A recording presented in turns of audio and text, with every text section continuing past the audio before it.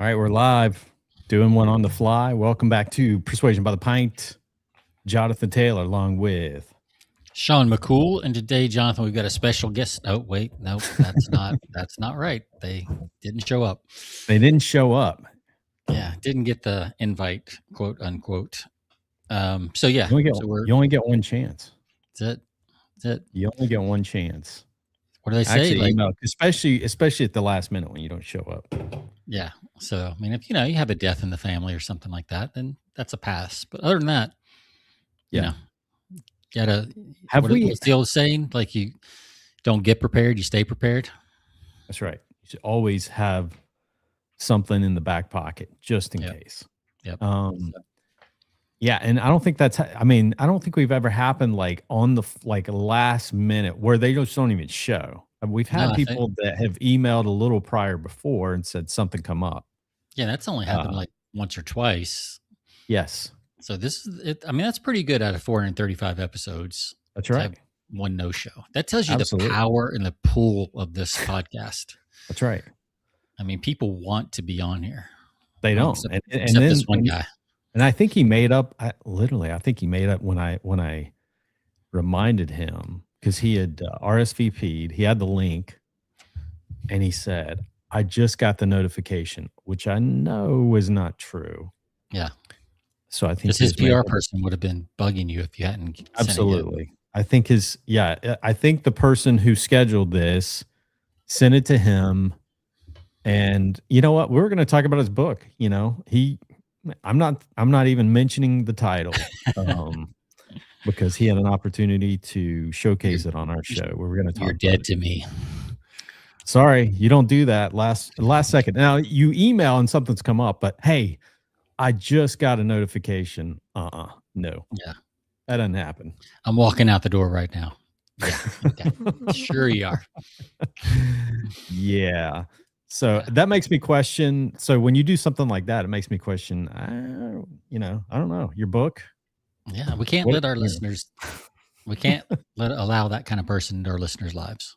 That's right. Just not acceptable. So that's right. That's right. So we're going to pull out some, some things that I just got my newsletter, my June copy of the Doberman Dan letter.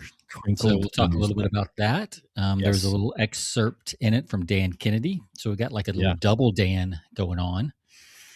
So we'll talk about that. Dan Squared. Yeah. They should do a seminar, Dan Squared or something like that.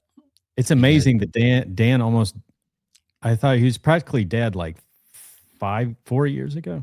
Now he's writing a book. Now he's got a book out that's coming out. Yeah, we'll talk. Yeah, we'll mention the title of it and give him a little free press. That's right. And I'll tell you where to get Doberman Dan's letter if you want it. And then we had mentioned a company a while back that you tried and then had a bad experience with. So we'll talk about that. Yeah, I was going to follow up and give a progress report because I was going to use this company. Yeah, but they weren't ready apparently, or something. So we'll find out what happened there. Failure to launch. And who knows what else might come out of our mouths at any given time. So, well, without further ado, let's jump into our beverages for the day. What do you got going on? I got something called a Rocket Pop. I'm not real thrilled about this. I picked it up just because, it's they said it's like a pool beverage. It's one of these like fruity. Yeah, it's by Urban. Who is this by? Urban South Brewery, based out of Nolens. Let's see here. I like the can. I mean, I kind of like the can. It's got a little fruity look to it.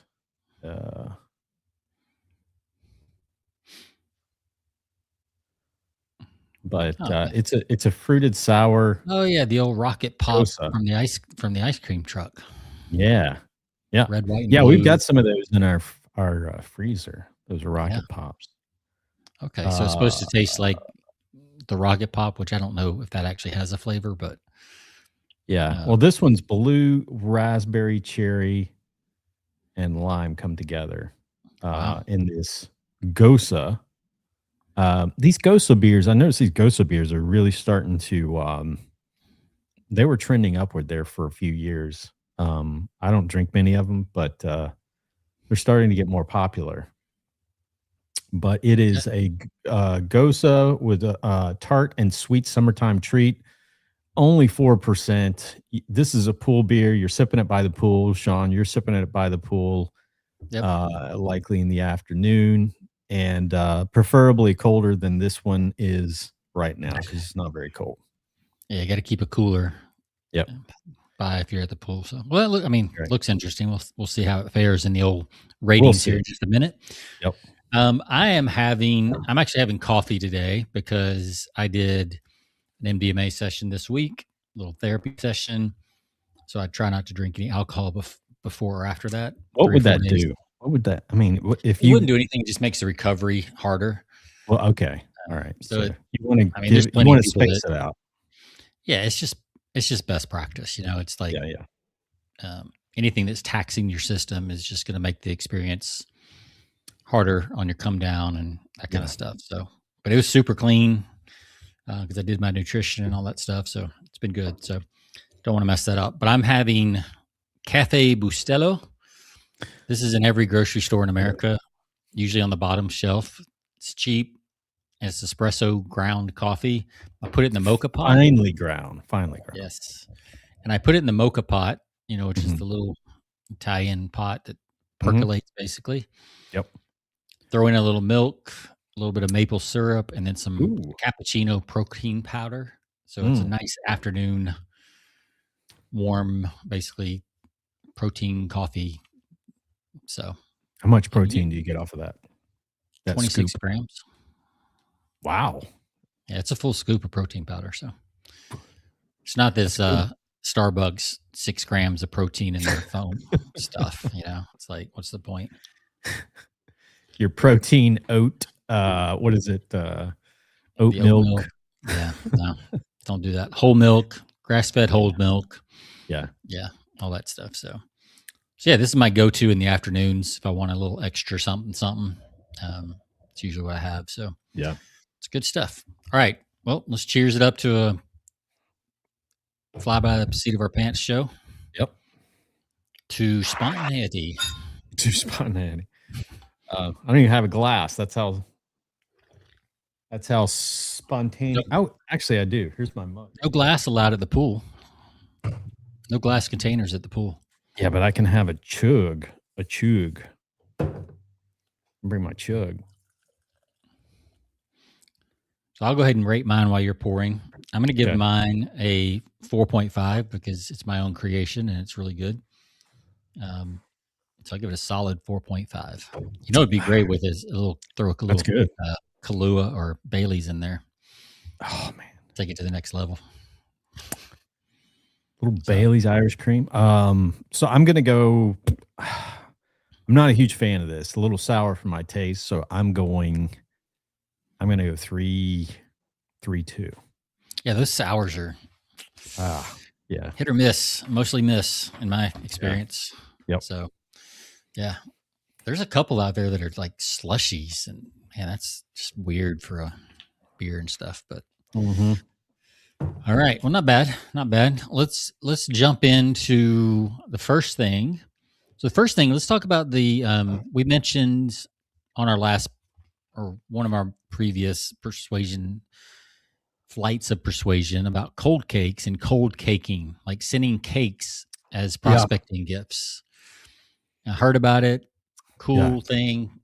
We showed the website, coldcaking.com. You went and tried to do it. And dude, I had a list of like high level, prospects to send these out to, right?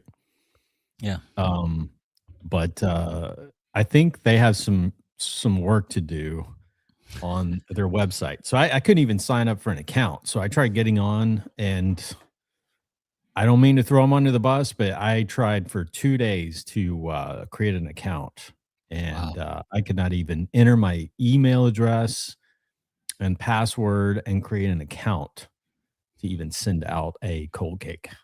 So that's crazy. I'm a little worried, but maybe they'll get their glitches figured out. We'll come back to them. If so, I'll try it again and I'll give them another review. I'll say, hey man, they worked everything out, and I sent one out and I won a $10 million deal. So all because you're okay. Now that they've had the idea, you could probably just do a little tiny bit of legwork and figure out a baker in that area of the people you want to send it to, and just pay them $50 to.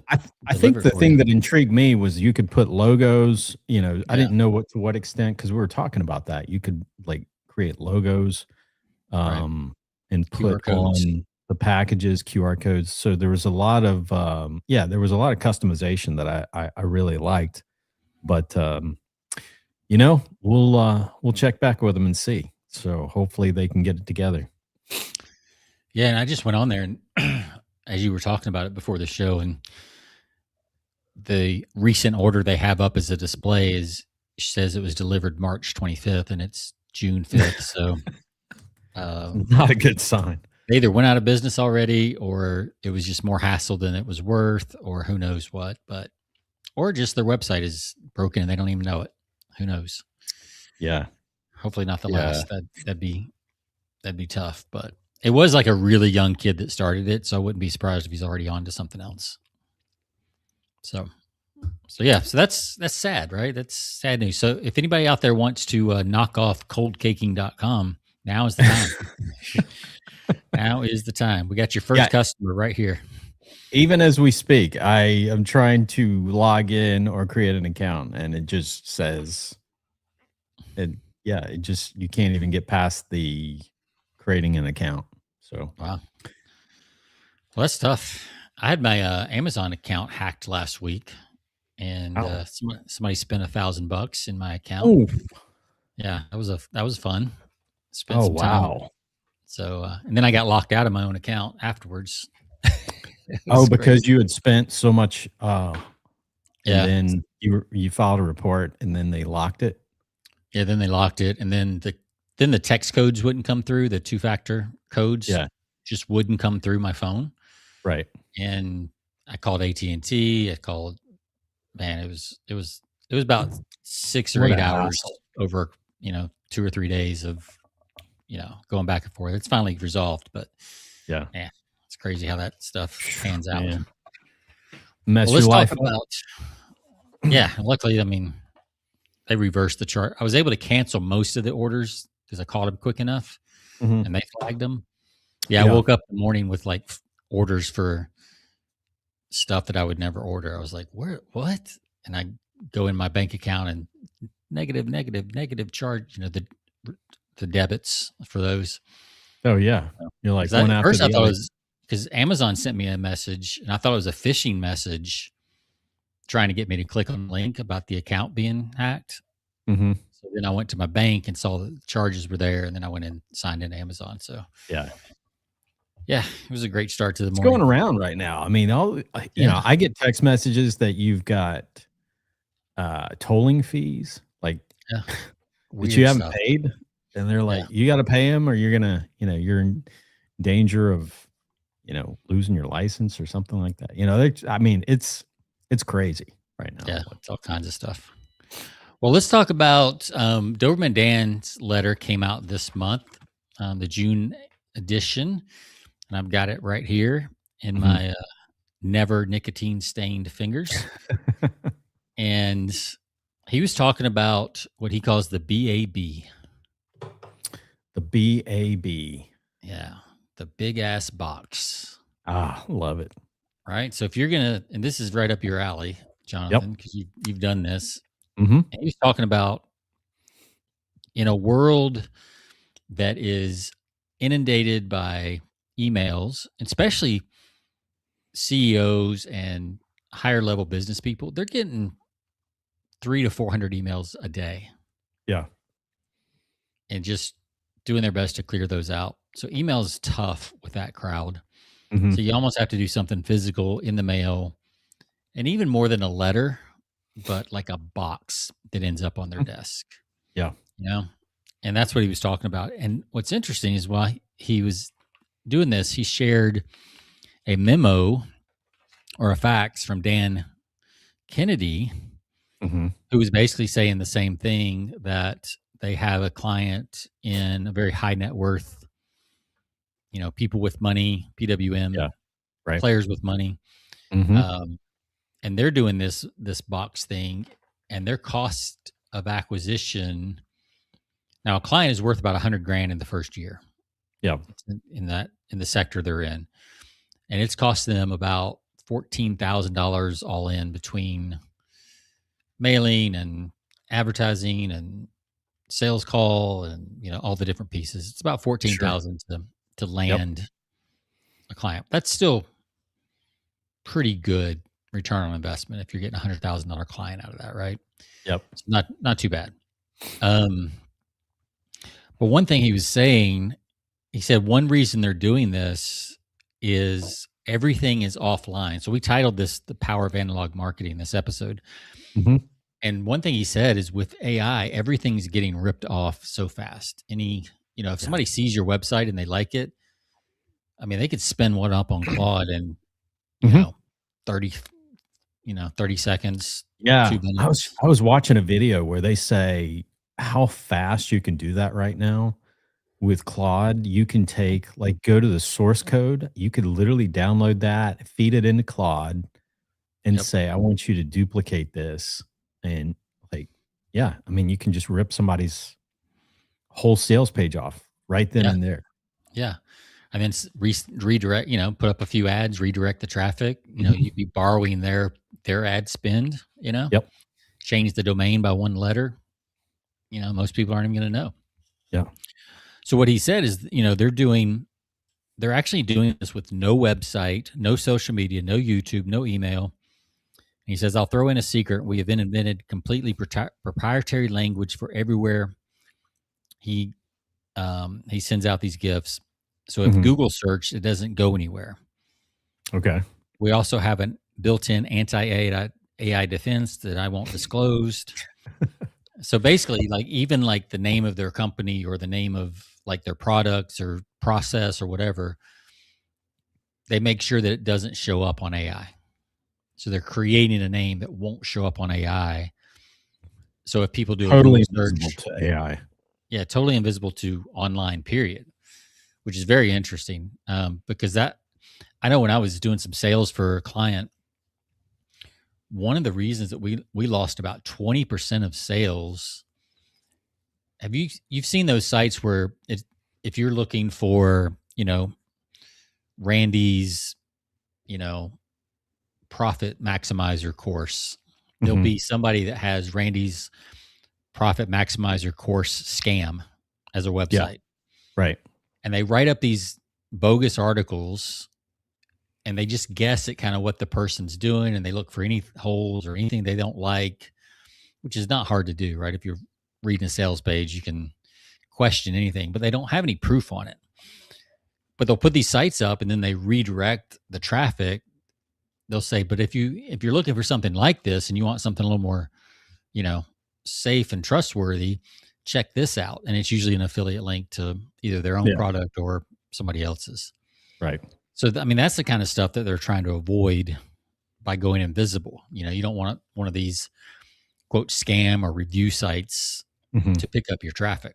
Sure. They will, because people want to see that. They're like, oh, or, somebody does a sponsored ad that says, before you buy so-and-so, whatever, read this 3 things to know before you buy, X product.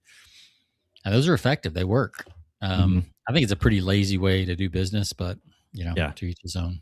Right. So yeah, he was talking about that, but then we were talking about his book. So Dan Kennedy apparently has a new book either coming out or already out, Business Owner's Emergency Survival Guide for the AI Revolution. So that should be interesting. I'm curious what Dan has to say about AI in general. Oh, I can only imagine. It's perfect timing, though. I mean, for something like that, Yeah. And I think there's going to be a huge analog kickback. I do too. I mean, we both follow Scott Shepard now. That's kind of his lane. Yeah. He's talking about, and he does he's in the digital world for marketing, but once you get in his world, it's all analog. Yeah. Um, Yeah, he and doesn't even type out his letters. He writes them by hand and then has somebody else type them. I mean, he's gone Yeah. completely Yeah. completely analog. Yes. But the You can most only buy his basic. materials print. You can't get a digital copy of his stuff. That's right. Yep. So I mean, he's got courses in his members area, but his main books you can't buy. Mm-mm. Can't buy a digital Yeah, version. You can't buy an audio version because he Mm-mm. doesn't. Because he makes a good point. Like I've seen this. We had Steve Raju on Cognitive Sovereignty. Mhm. 3 days after he published his book, somebody had knocked off the book with the same title. Because titles aren't copyrightable. You can't copyright a book title.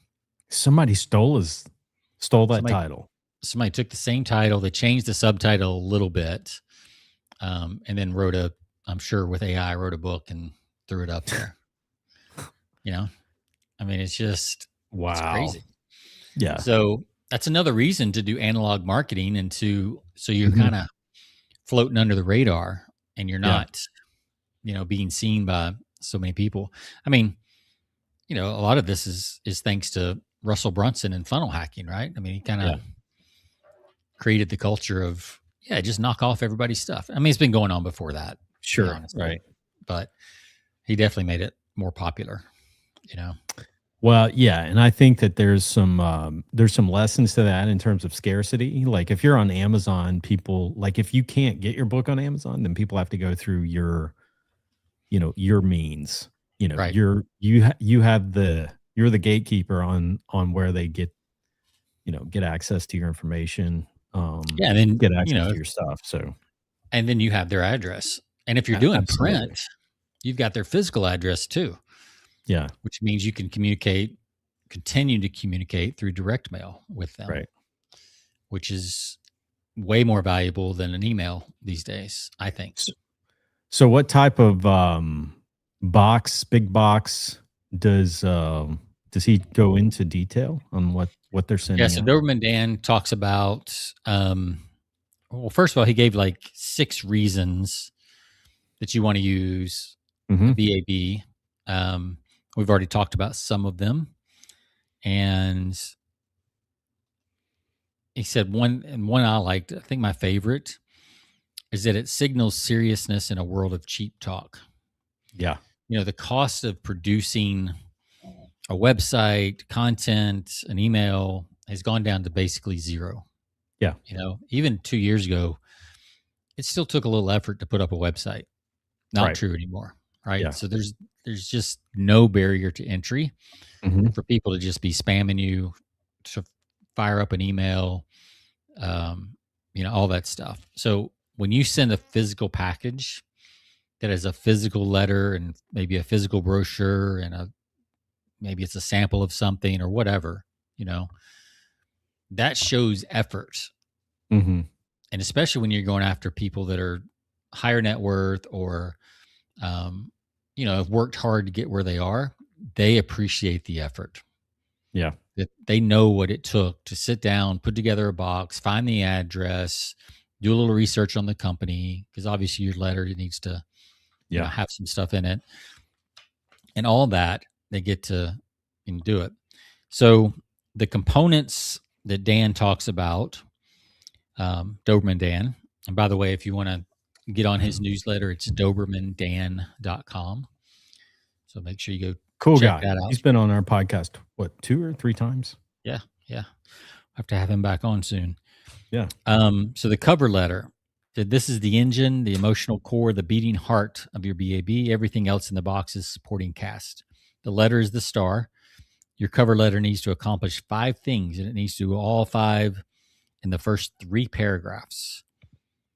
Establish that you know exactly who this person is and why you specifically chose them. Number 2, demonstrate that you deeply understand their biggest pain, frustration, or desire. 3, make a bold, specific, credibility-building claim about your expertise or results. 4, explain the contents of the box and why each piece was specifically chosen for them. And 5, issue a clear, low friction call to action. Something like, just text me the word yes at this number and I'll personally call you within 24 hours. Component number 2 is a newsletter if you have it. Repeat that last part again one more time, because that's important. Yeah, so the 5th thing that should be covered in the first 3 paragraphs of the cover letter is you want to issue a clear, low friction call to action. And he gave an example. Yeah. So he gave an example. Just text me the word yes at this number, and I'll personally call you. I love that. All right. Yeah. So freaking genius, man. Yeah. Just text me yes at this number. Yeah, and I'll give you a call. And I'm sure the letter would be a little bit more clear about what you're saying yes to. An appointment, or would it be okay if I call you? Remember in second grade, Jonathan, when he used to pass notes and it was like check one, yes or no. Yeah. That's a low friction call to action. Do you like me? Check yes. Yeah. That's a low friction call to action, right? You just check yes or no. So that's what we're looking for. That'd actually be fun to actually put a postcard that's like in kid handwriting. Yeah. Will you have an appointment with me? Check one, yes, no. That would be fun. That would be fun. I mean, you have to have the right prospect. But then they got to check it and send it back, whether you text 1 or you text 2. You can give them options. You don't just have to say yes, but you can text 1 for this, text 2 for. Yeah, that's a good idea. Yeah. Text 2 to get lost. Yeah. But, if they're at an office, they could just hand it to their assistant and say, put this in the mail. Be pre-addressed, pre-stamped. Oh, that's true. Yeah. Of course, that's now you're talking really old school. Yeah. Yeah. Now you're talking it's a little bit of lag that way too. Yeah. But still, it's unique and it's different, and it adds a little mystery. So maybe.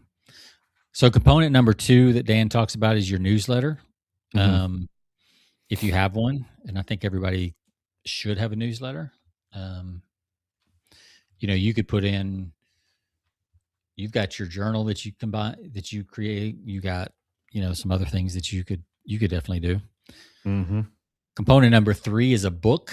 If you have a book, include a copy of the book, a real physical book. And then number 4, the unexpected delight. This is what he calls the secret weapon. It goes from that was impressive to I need to call this person right away. So you want to include something unexpected, something that has absolutely nothing to do with making a sale, but has everything to do with making a human connection. I remember a story you told on this show about somebody who liked baseball. Mm-hmm. Oh, yeah. Tell that story. So, this was years ago. I had a meeting with a very large manufacturer, a family-owned business. And I finally got in to see the president of the company. We had a brief meeting in his office, and I noticed that out front when you walk into the company, they have like their designated parking areas. So this is where the president of the company parks. He's got his own designated parking area, and I saw that he had he was a Braves fan. He had a Braves sticker or something on his car. So immediately that caught my attention. So when I walked in, I knew that he followed the Braves. And then when I went into his office, when we met, obviously it was pretty just looking at some of the background behind his desk. He followed baseball. And so, so we got to talking. We spent most of the time talking baseball. And very little about business, which is a lesson in of itself. Like, exactly. Don't be so eager to go in and talk business right away. Develop a relationship, develop rapport, talking about their interest, what they like, spend as much time on that. So doing that, he really opened up, but we got to talking about, somehow the conversation drifted to some of the old announcers or some of the current announcers in baseball, and how so many of the legends are either passing away or retiring. And so I was telling him, I'm like, I discovered a place not long ago where you could find like clips of like old 1940s, 50s, 60s, all the way back. You can find like all of these old announcers, like from like these old baseball games, like really cool. And so, so he was like, really, so I actually followed up on that. Long story short, I went and sent him basically links because I was hoping to download these and send him like some physical, like, audio CDs or whatever, but you couldn't do that. But I did send him a whole bunch, like a link to a website that had all of these, a whole collection. So it was like a huge resource collection of like free downloads that you could listen to those. And he was thrilled by that, just that little thing like that was amazing for him. Well, and by the way, I actually won that business too, by the way. So it didn't. Of course you did. I won that. So that was a pretty cool story. So here's what Dan suggested. He's like, so you could do a handwritten note or note card. I'm going to pull up something here that he didn't recommend, but I found just a little while ago. So a handwritten note or note card, a relevant book they thought the prospect would enjoy, not one of your own, but a just separate one. A funny, relevant prop that ties into the letter's theme. A small, unexpected gift that connects to something specific about the prospect. Research, like you could probably find out about that guy through LinkedIn or somebody, there's plenty of ways to research to find out what people like. A physical checklist or tool printed on high quality card stock that the prospect can actually use immediately, something like that. So right before we were doing the show, when I was scrambling to look for something to talk about, I just Googled like creative, direct mail. And I found this place called Red Paper Plane. And it looks like they have pop-up cards that can sit on people's desks. Like here's one that's like a doghouse. It's a UGA doghouse, by the way. Little pop-up mascot, little pop-up pen holder or something. Red Paper Plane. Yeah. And then there's like video brochures. So, there's little things like this that are just a little bit, they might stick around an extra week. Yeah. And that was another thing Dan was mentioning. He's like, an email is deleted instantly and then gone forever, right? Yeah. If you send something in a box, it kind of lingers and hangs around the office for a little bit. And if there's something cool inside, even if it's a little cheesy, like it's going to stick around a little while. People will put it on their bookshelf. People leave it on the corner of their desk and, think about it. And every time they look at it, your name comes up, right? Yep. So it's much stickier from that standpoint. Absolutely. It reminds me another quick story is I won business with a manufacturer years ago where they were a houseboat manufacturer. And so they were featured in one of the issues. They were really proud of this in Houseboat Magazine. And so I took a screenshot of that particular issue, put it on a send out card. And I've used that service for years. They've actually changed. They're no longer called send out cards anymore. They've been either bought out. I think they were bought out by some other company, but I still use the service because it's still pretty much the same concept as you can, send out a custom greeting card and really make it, design it however you want it and send it, directly from the website. So basically I took a screenshot of this issue of Houseboat Magazine, and it was talking about them. They were on the front cover. Never happened before. They were super proud of that. I took a screenshot, put it on the card, send it to them, just a real simple note of congratulations. And I went in for a meeting. This was like probably a month later after I'd sent that card out. And when I go in to meet with the president of the company, he's got that. I still remember he had that greeting card like sitting upright. It wasn't even laying down. It was sitting upright on his desk. So either he propped it up just because I was coming, I don't know, or he was really proud of it. But it's something that was customized to them. You know, they were very proud of that. They had never been on the cover, and Yeah. so I took advantage of that, you know? Yeah, that's smart. And it just lets people know that you care. And Mhm. even if that was, let's say that was, you did the exact same thing in an email. Yeah. They may really appreciate it. They may like it. You did a custom little picture and you sent it in the email and you attach it to the Right. email, but it's going to sit in their email folder. They're never going to see It it is. again, I'll never see it. Yeah. unless they happen to think about it and be like, oh yeah, that card, I wonder where. It's probably not going to happen though, right? Yeah. But like you said, it's sitting up in his office on the bookshelf, and Yeah. it's right there. Yeah, he had it. I mean, he was proud of that. I mean, it cost me all of $2 to send that card out, you know, Yeah, 250 or something like that, and that was it. I mean, yeah, nothing fancy, not a big box, but something very unique to them. Like, yep. you know, Highly that's personalized. the important. It's gotta be personalized, and it's gotta stroke their ego to a sense, Yeah, and to some degree. and Dan talked about that in the issue. Um, you got to do your homework. Mhm. It's got to be personalized. You can't make 20 boxes exactly the same and send them out and expect the same kind of result. Right. I mean, you could do it's better than probably sending, email or things like that. Yeah. But the personalization is what will put it over the top and get you the call, or when you follow up and say, "Hey, Yeah. did you get my package?" They're going to be like, Yeah. "Oh yeah, thank you, got it. That was great." That kind of stuff. Yeah. And that's the other thing. Like if you do a follow up after an email, it's like, "Hey, did you get my email?" They're like, "Yeah, No. yours and 3,000 others." Yeah, well, yeah, most of the time it's like, I think I remember, Yeah, which is but a no. it's either I think I remember or no, I don't, which doesn't mean they didn't see it. It just means they clicked on it, Don't looked remember at it. it, and then turned away from it and went on to something else, you know? So they Yeah, don't remember it, even though they might have clicked on it. yeah, but they But, remember the box you sent, or the yeah, card, or the yeah, gift, or email sucks. yeah. I do less and less email these days. I prefer to text. I'll shoot people a text, Oh, really? which I get a bigger response from text. And how do you get the Than text numbers, or these existing clients?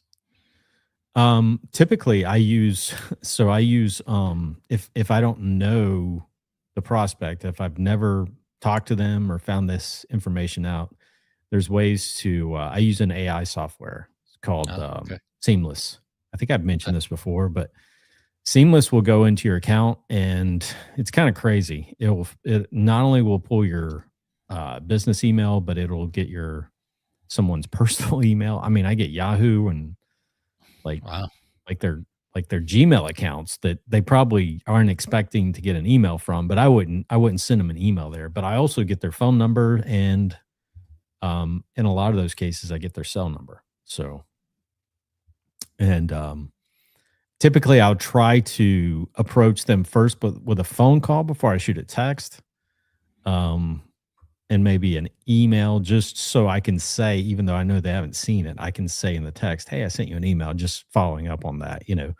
And so yeah. Yeah, Seamless is it's a great tool. In fact, I have it on my computer here. What's cool is they have a plugin, Google Chrome plugin, like Hmm. so I can go to any website, any customer website or any prospect website and I can it's got the little plugin, little toolbar that I just click on and it'll instantly pull down a complete directory of everybody that works at that company and their all of their information. So That is crazy.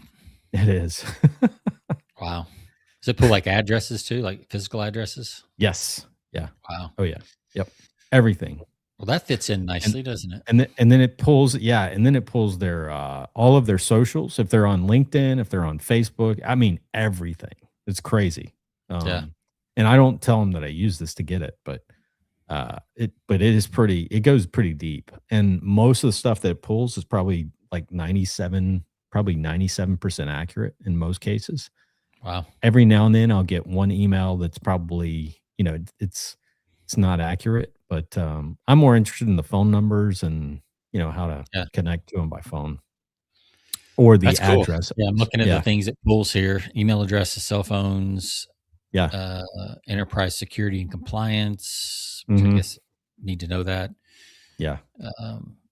Pitch intelligence, whatever that is. Cool.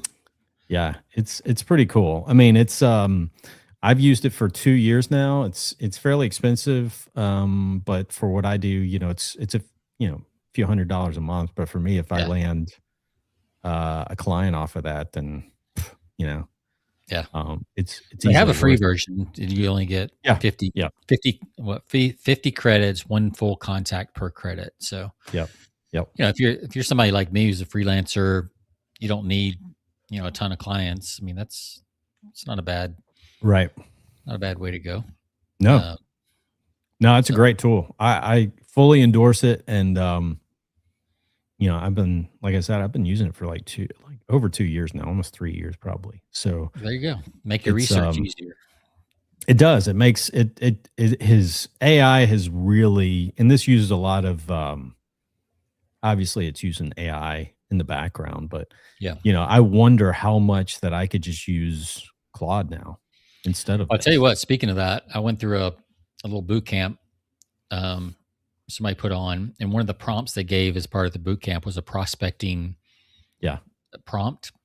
Mhm. And man, the stuff it pulled up, I was impressed. Like, it was like, it I gave like a basic idea and company size and things and basic niche, and man, it pulled up 4 or 5 like just perfect prospects to go after. Yeah.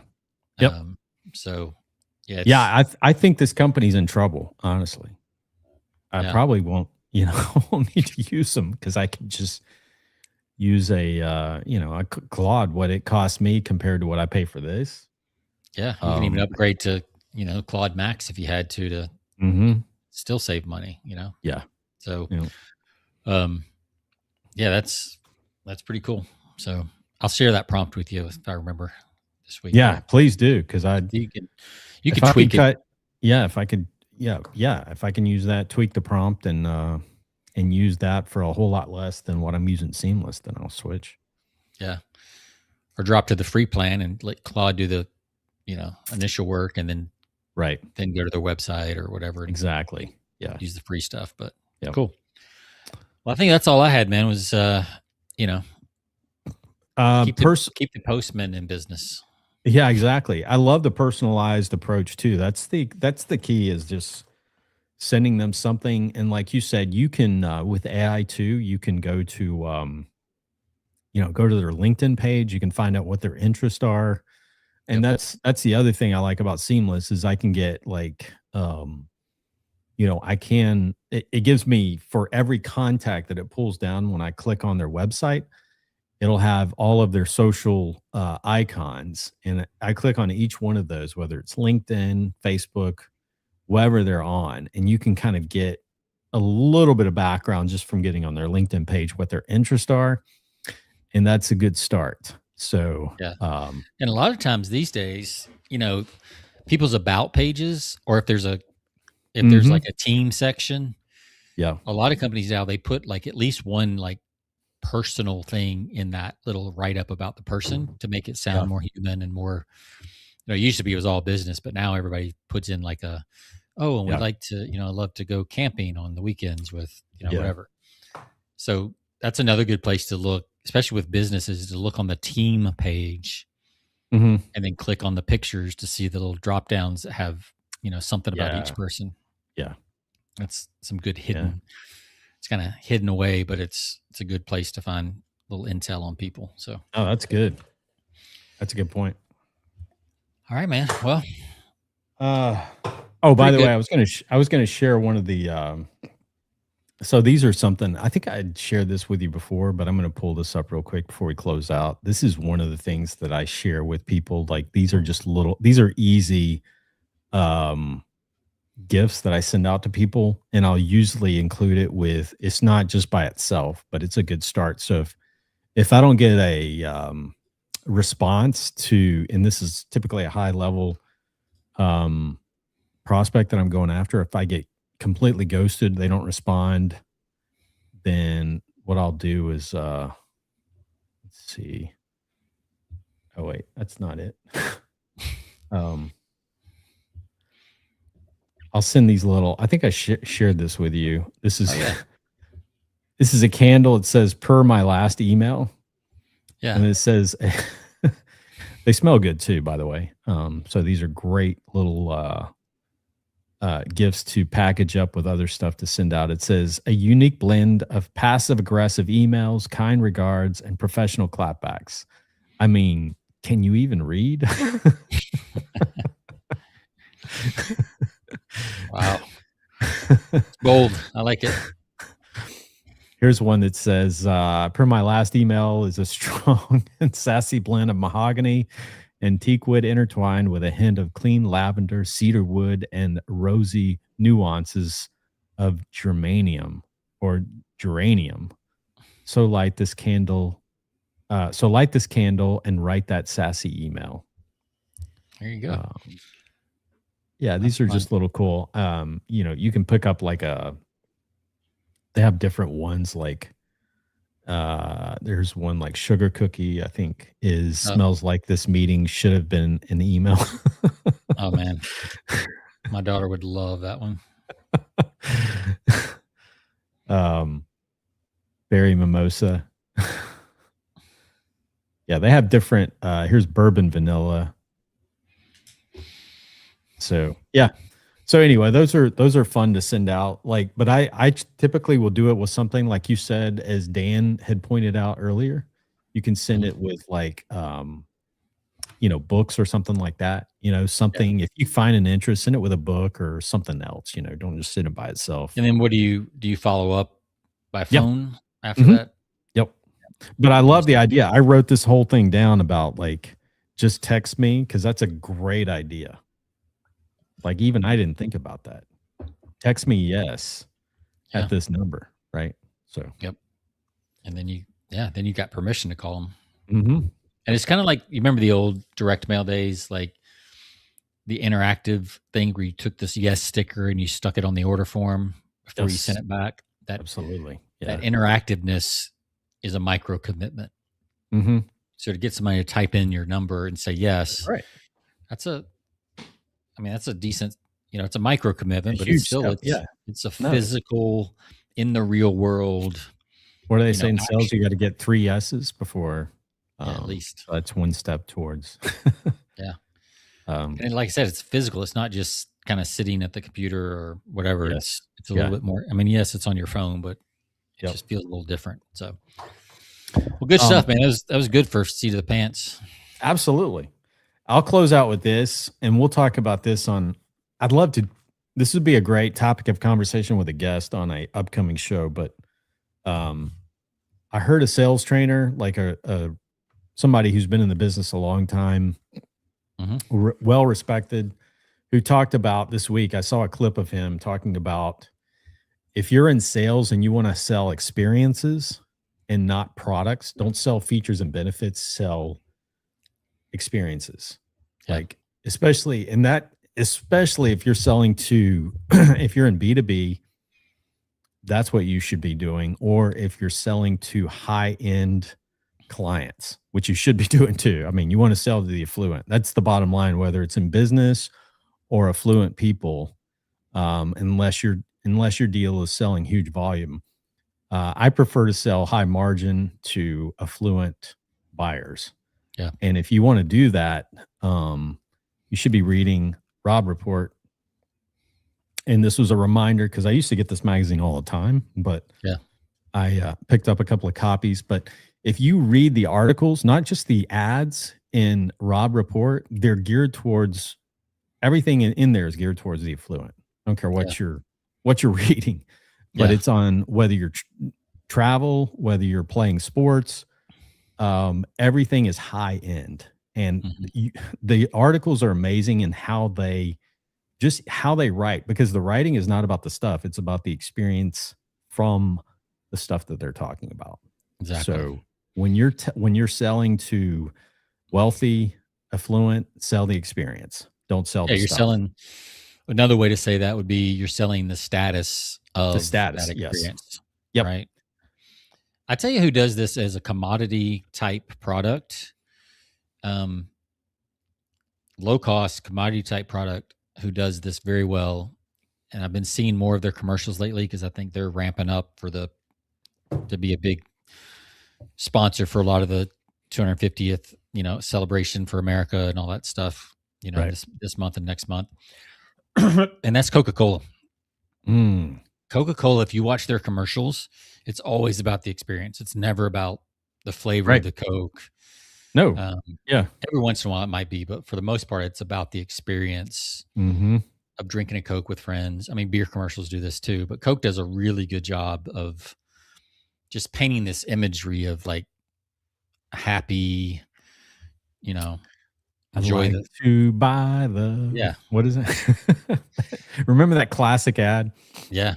And it has that same feel, a little updated, but it's got that same kind of happy world kind of vibe going on. So yeah, I've noticed they're rolling out a little bit more marketing recently on that kind of stuff. So yeah, and I know direct response people would be like, oh, but you can't track that, or it's not whatever. You can do that and then have a call to action.